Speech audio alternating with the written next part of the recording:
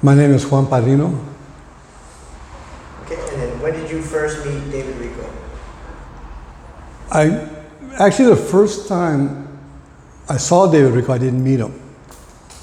I was in the 10th grade at Samuel High School in the old days when there was a lawn in front of the buildings and it looked like an old, we used to call it the old gray castle.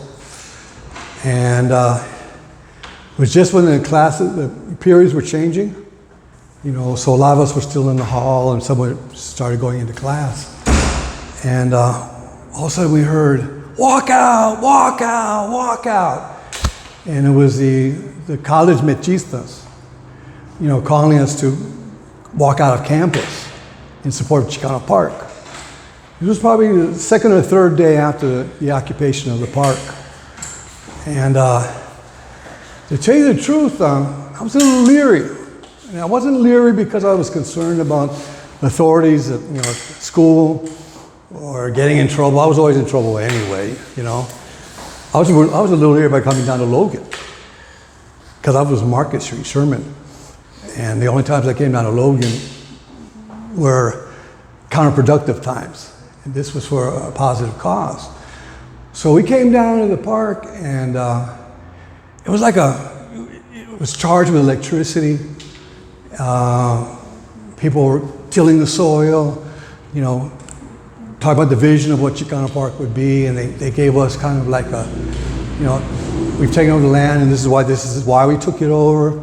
It was promised to the comunidad, and then, you know, the city, you know, reneged. We got word that they were putting a highway patrol station in, and just like de voladas, you know, the community came out and did a human chain around the bulldozers and stopped it, you know. And we're taking this land. This is liberated land, you know. And I heard people speaking. Most of them I didn't have a clue who they were.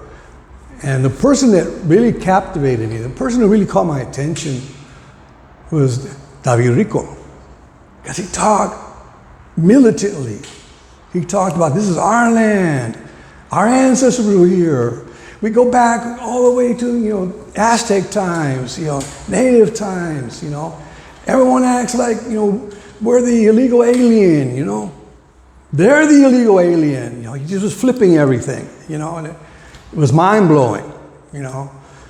And I remember I saw him in his uniform, and I just tripped, you know. And we kind of angled out of what was Chicano Park and headed up, you know, towards Guadalupe Church and curved over onto over to 19th Street and back to Sherman. You know, it was like, okay, but we're going to get out of here now, you know. So it was in that same time period, I'd been kicked out of every school I went to. You know, and I was always one of the last hired, first fired. Just doing anything to put money on, you know, in my pocket so I could pay rent. I was the sole supporter of my familia, you know, and it was just like living day to day. And one of the days where I had a day off, I was hanging with one of my partners. He wasn't really from Sherman. He kind of was bouncing around between households, and he was staying with us, putting him up on 25th and Market, and they called him Spider. Vato was like, he was the color of Casper the Ghost. He was like pale, pale, pale, like this tabletop. But he had black hair and black facial hair and eyes that were so black. You didn't know if he was happy or sad or angry until his face moved, you know. He was like emotionless. That's why they called him Spider. So we got together and everyone else that we hung out with was doing something else. So we walked downtown and we went to Horton Plaza. Now Horton Plaza in those days isn't the Horton Plaza of today. It was like the armpit of downtown. Dirty movies, 25% peak movies like that, you know, $1 for movies all day, you know, a lot of bars, a lot of street action, a lot of drogas, you know, everything was popping, it was bubbling all the time. So we just went down to see what the action was, you know. we were going to run into any partners that we could hang with. Were we going to get into a scuffle with the Marines or the Navy folks, the guys who were always pushing their shoulders around and picking on raza, and also African Americans. And to us, they were swabbies and jarheads, They were all gung-ho, and, we made a special point to get in their faces. Maybe we'd check out some young ladies, Just, we were looking for something to pass the time. And this police car, shoot, sirens on, stops, and 2 officers come out of the ride, and they say, you guys exactly fit the description of 2 men who have been purse snatching in the area. Now, we did some stuff that wasn't cool. We weren't the kind of vatos that purse snatched. And we didn't treat women like that, especially, old people. We had respect, We denied it. They said, well, we're taking you down. They took us to the old LAPD station. I believe it was on Market, all the way to the end of Market, where now the tourist centers are, and the restaurants and the boats, and it's all pretty. In those days, it was like right on the water, and it was, just kind of industrial. And the cops pull us out, and they take the one vato away. They take Spider away, and they take me, and they handcuff me, but they put the handcuffs on me like super, super tight. So in minutes, my hands are turning red, and then they're turning purple, and then they're turning blue. And everyone, you're probably saying, what's this got to do with David Rico? They left me like that for about 2.5 hours. It was summertime, and outside it was like about 105. It was about 15 plus degrees inside the ride, so I was frying. They kept me like that, and finally they brought me in. Now, in no time they didn't arrest me. They took my fingerprints, front photo, side photo, just like I was, being booked. I got my information down, and then they put me in the ride. And the next thing I knew, Spider was in the ride, and they've been sweating him, and they start taking off to jail. And one moment they pull over, and they say, hey, you, Johnny, thanks for your cooperation, And I go, what, like that, and I'm signaling to Spider, don't believe anything they're saying, and he's looking back like this. Well, the fact of the matter is we hadn't done anything. There was nothing that we had done. They were just digging. They were on a fishing trip. They were just abusing us, so we'd cough up something, Even if it was not real, they just wanted to get a bust. They wanted to bust the 2 of us, really. So I'm walking up Market, I start going up Broadway, and I hear, Johnny, Güero, stop. And it's Spider. And he says, a block up, they let me out. They asked, that guy, he ratted on you. Why don't you tell us what he did? And he says, I don't have anything to say. They let him go. And he runs up and he gets, with me, and we start walking down Broadway. You zigzag down to Market Street, to go up to Sherman. And just as we're hitting, like 16th, in those days I was off town, I said, I'm going to Chicano Park. Because all I could think about was that I've been fucked over. And there's only one name I had in my head, and that was David Rico. And I came to Chicano Park. The building was the Chicano Federation in those days, and it was closed. I went in the park and asked anyone that was hanging out, you seen David Rico? You seen David Rico? Because to me, he was like the lifeline.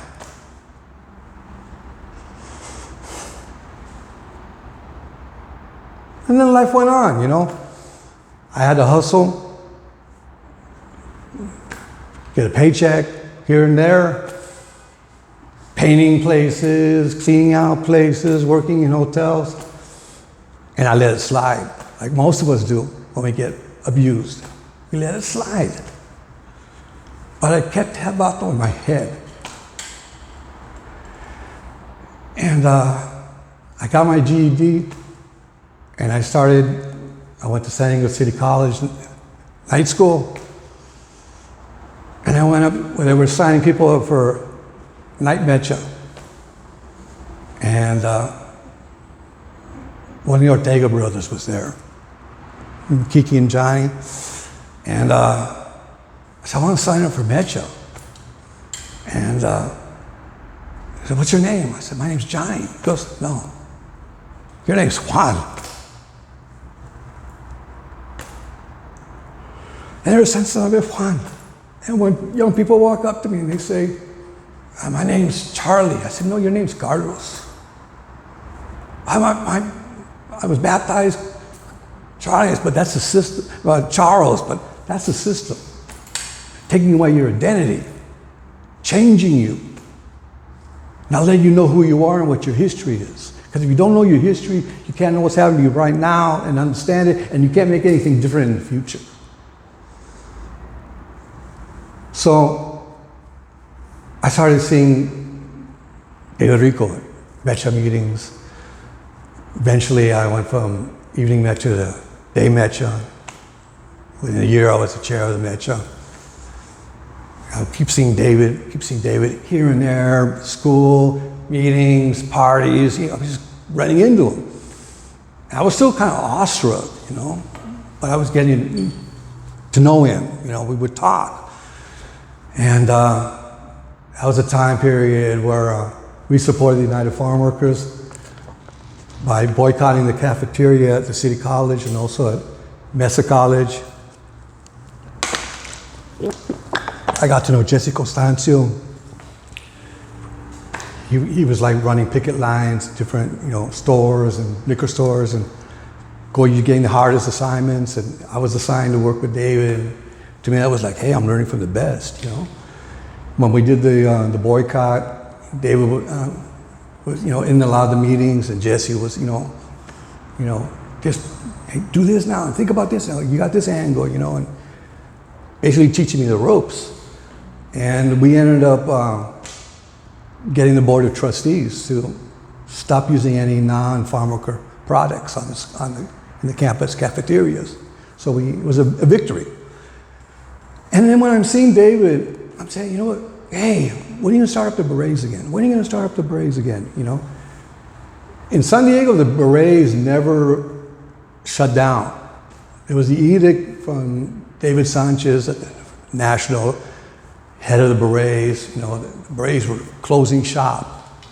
David said, nah. He kept it going.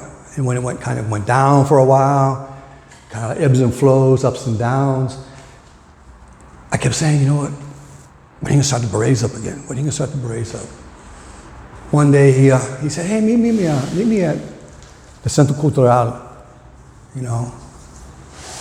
I go up to Centro Cultural, and we're talking, and then this vato walks up. I recognized him. He was from Sherman, but he was a couple years older than me, and he actually had moved to Golden Hills. Though he still was part of Sherman, he wasn't around as much. He and his high school sweetheart had a baby, and he was working full time. We'd seen each other, but we weren't really formally introduced. We didn't have a relationship. And that was Ernesto Bustillos.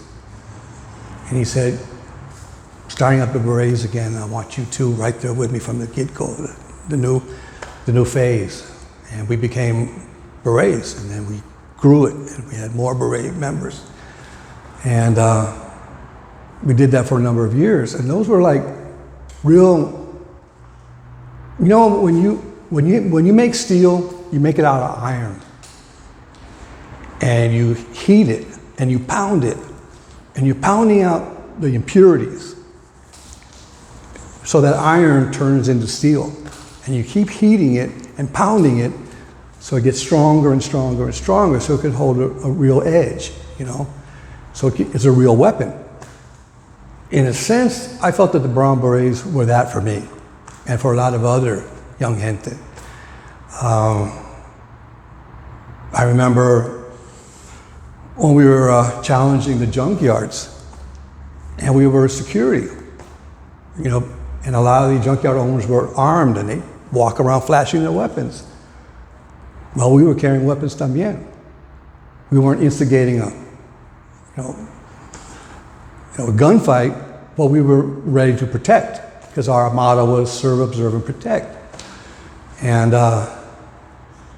when Cesar Chavez came to North San Diego and the threats went out from Tom Metzger and then the KKK, the Ku Klux Klan, if Cesar sets foot in the fields in North San Diego County, he's going to get killed. Well, the Berets, a contingent of us, met him and his group. And there'd been a little call up ahead of time saying, if you don't ask us if we are carrying weapons, we won't tell you that we are. You know, we're just here to provide security. And eventually there was a lot of right-wing groups, including the KKK, threatened to assassinate various Chicano leaders. At the forefront was from Mbaka. They threatened to bomb the building here. So we started pulling all-night security for different individuals. And we were looking at two things. One, the possibility of a right-wing attack, but also the potential that the cops would take advantage of the situation and cause something to happen. You know, so we had to be through it. You know, we had to be aware and observant. I remember being here at the building, and I think this is the old entrance, and there was a reception area right there. And we had berets all around, and I was in the building because there was a ballet folklorico class going on in the old community room. It's the same room on the side of the far side of the building. And his voice coming on, with a real heavy-duty Southern accent. He goes, "There's a bomb at the Chicano Federation. You're gonna blow up and go to hell. You this and that, you know." And I hung up. I had no idea if it was for reals or if it was just a fake threat. But I remember going to the community room. There were like 25, 30 Chicanitos, you know, dancing, you know. There's a dance instructor who was from the Ballet Folklorico in Aztlan, who was providing lessons to the kids. I had to walk up to her. I mean, this beautiful scene, these kids just enjoying their cultura, you know, and learning from the best. And the room is colorful, and the kids are having a great time. And I have to walk up to the teacher and tell this young woman, don't freak out, but get the kids out of the building as quickly as possible, because there may be a bomb in the building. And walking around to the side of the, hey, take the kids over, farther away, because we didn't know what was going to happen. Now, it turned out there wasn't a bomb, but you didn't know. And all these processes were bending that iron and turning it into steel, so that we started to see ourselves as warriors for La Raza, you know. And the thing that I think topped it off was, it was the same time period as those threats were occurring. It was Chicano Park Day. I don't remember what year it was, but it was Chicano Park Day. And Jorge Gonzalez had come down from the Crusade for Justice. He was speaking, and he'd been threatened.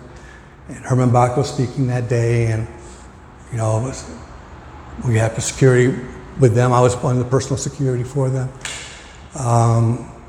We did the flag salute, but we did something different that year. We came out with shotguns. We filed out with shotguns. And people just tripped. But the first 4 shots, cartridges, were full of rock salt. What the cops didn't know and what the community didn't know was the rest of the shots were live rounds.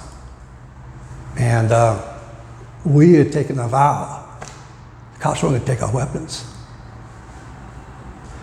You know, they tried to take them. It was going to come down to how it came down. And it was what was needed at the time because, you know, all these threats were going, etc. And it was like a shot in the arm. You know, people just, it blew their minds. And it was a show of strength. And it was one of those other tests, you know, for the Berets, but it was also a sign to the comunidad that we weren't taking this lying down. You know, so overall, for me, the Berets were one of the big pluses of the Berets at that time. It was those tests. It tested your courage. It tested your commitment. It tested your character. Because some gente left. They weren't up to it. Some stayed. And the other thing it did was that's where Ernesto Bustillos and I started talking on a regular basis about politics and struggle. He'd come over my pad till late in the night and we would talk, you know. And that conversation continued. We went into the CCR. Herman was a part of that. I mean, Herman was doing his own thing, but Jesse was a part of that conversation. Howard was a part of that conversation. And so at some point, with total respect, we broke off to do our own thing. And that was Unión del Barrio. It's been in existence for over 40 years now. If we hadn't had those experiences, and I know that Jesse was here at the building and Neto was part of the staff here, they were talking. If those conversations had been going, a new phase in the movement, I don't think would have occurred in the way it did.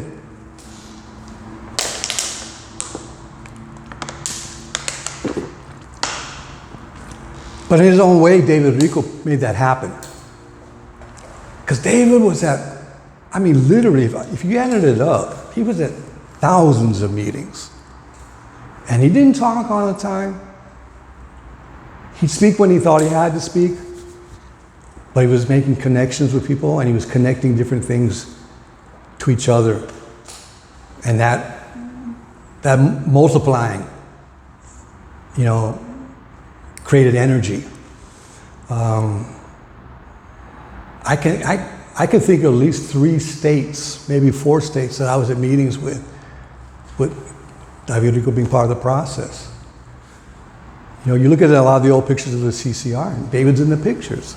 You know, David was, and the Berets were always part of security for those events. You know, there were 4 of us that co-founded Unión del Barrio. Jesse, Howard Holman, God rest his soul, Ernesto Bustillos, también God rest his soul, and myself. Within the first or second meeting where people were coming in, we were, you know, recruiting. David Rico was at the meetings, you know, and he played a real key role in the Chicano Mexicano movement here in San Diego, but through the entirety of Califas and really throughout Aztlan, you know. And he didn't ask for a lot of credit. He just was there and he was doing what he thought he needed to do. He was doing the right thing. You could count on him for his militancy. You could count on him for connecting struggle to everyday life and seeing it as one and the same. You could count on him for mentoring and bringing in younger people. He was like one of these pillars in Chicano Park.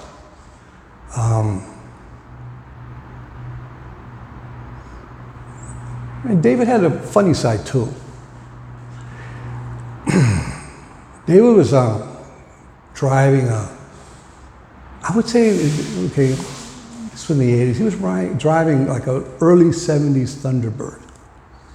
It was like a kind of a light tan, brown metallic color. It was really cool looking. It had 4 doors. The back doors were suicided. And it was kind of lowered. Everything was electric on it. The windows came down with electricity. The doors would pop open. Except none of it worked because the electrical stuff had burned out. So we would cruise through the Barrio with the doors open a little bit because it was the only way to get air in. And we would cruise around Chicano Park with doors like this, and we're actually trying to keep the door from opening up all the way, and us going out into the street. He kept saying, David, you gotta fix the electric whatever on this ride, So we're at a meeting, and David starts laughing. He says, you know what? We made an impression at Chicano Park. The vatos are saying, those berets are so prepared, they even drive with their doors open so they could jump into action. David saw the ironic side of life. I think that was the balance. He was all this energy and militancy, and he wanted to see things be a certain way, and the reality was that we hadn't gotten there. But he could also see the irony in life. I remember one time I had already moved to from San Diego to LA, and I was coming down for some event at the Centro Cultural. They were hosting it, the building. And at that point, David and I were part of the National Chicano Moratorium Committee. I was part of the LA region. He was part of the San Diego region, and worked with the National también. And that was a period where Obama was in the presidency. If you remember, that's when this immense housing bubble just popped, and lending institutions were tumbling down and crashing, and people had lost their savings, their fortunes, and the whole world was in an economic tailspin. So I walk up to David and say, hey, David, how you doing? He goes, yeah, I'm all right. How about you? I said, yeah, I'm glad I'm down here for the evening event. I had driven down straight to the event from LA. He goes, yeah, I've heard we're in a depression or maybe a recession, one of those things, And he starts laughing. I said, why are you laughing? He goes, well, it's all my life. I've been in a depression or a recession. It's nothing new to us. We don't panic over it. We survive and we go on ahead, And he starts laughing at, the irony of it, That was David. He enjoyed life.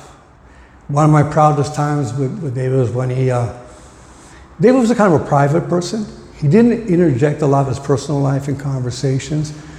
Some people that he got to know well, he would share experiences that he had.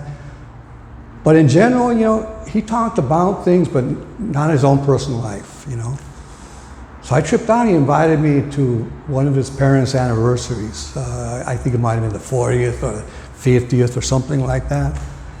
And we went up to where he grew up, in La Puente, I believe it was. And I met his family and this and that. And it was like an honor, that he would treat me like, open that up to me, so to speak. Because in my mind, David was always a very judicious person. You couldn't con him easily. I don't think you would con him. You saw it coming a mile away. Because he was really truthful.